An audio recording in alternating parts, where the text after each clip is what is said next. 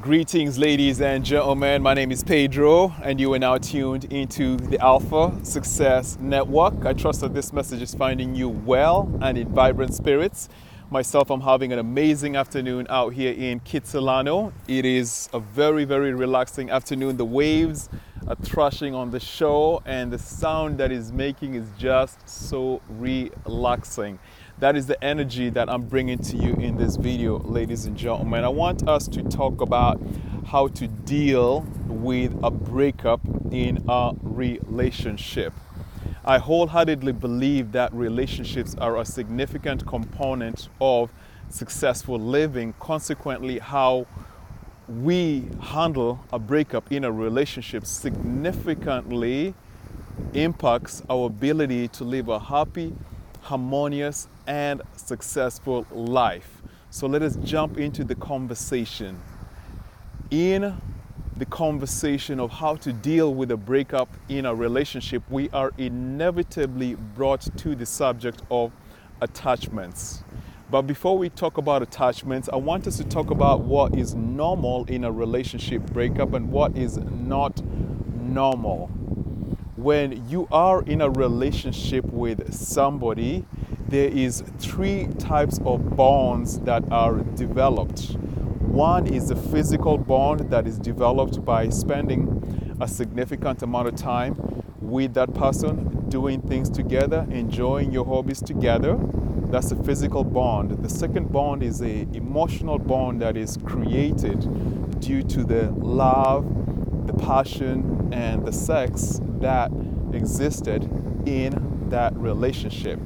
And number three is the energetic bond that is created when two people come together, share the same space, sleep in the same bed, spend a lot of time together. There's an invisible energetic bond that is created. Consequently, when one goes through a relationship breakup, it is normal to experience a certain level of pain because of the separation of these bonds that have been created. What is not normal, ladies and gentlemen, is to let your life stop, to let your progress stop because you have gone through a breakup with somebody.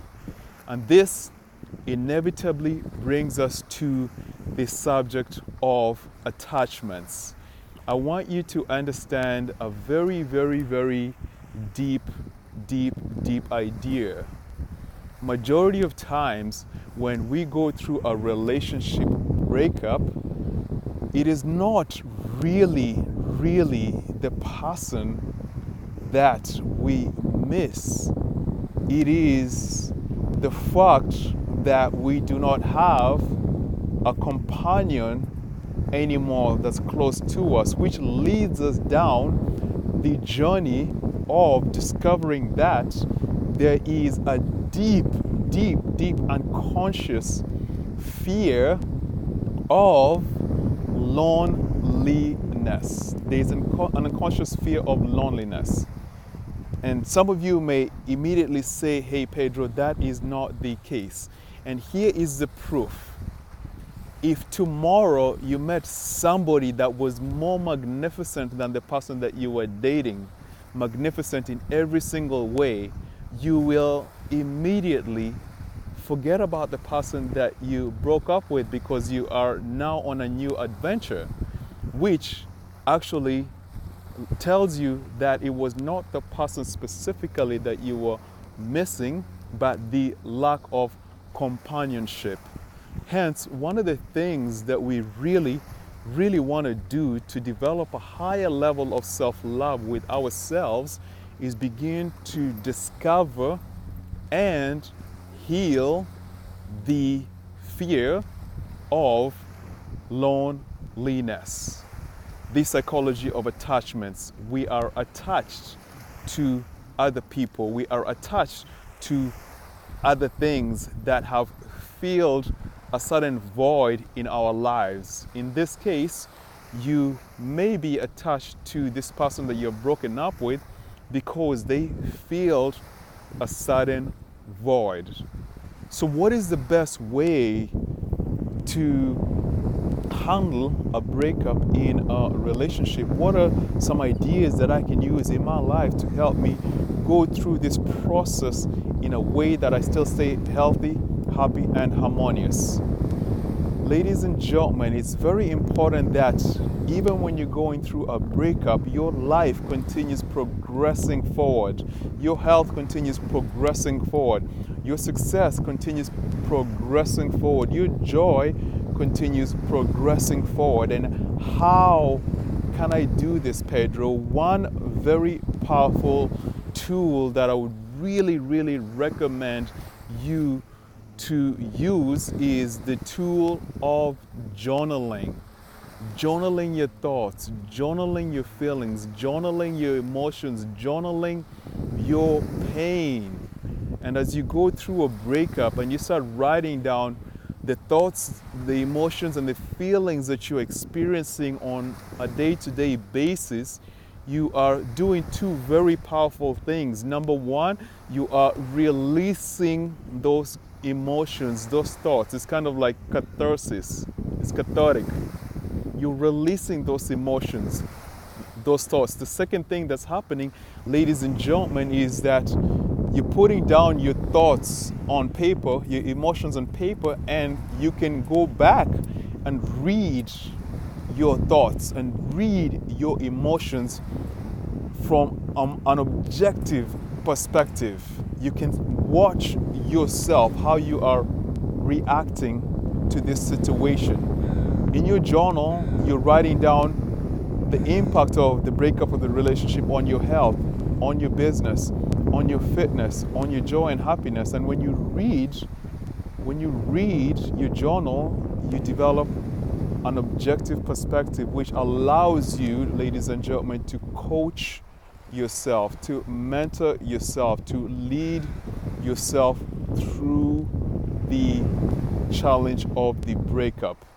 And when you're going through the journaling process, it's a very, very important thing to let your heart bleed. Let your heart bleed without running away to an activity to hide the pain.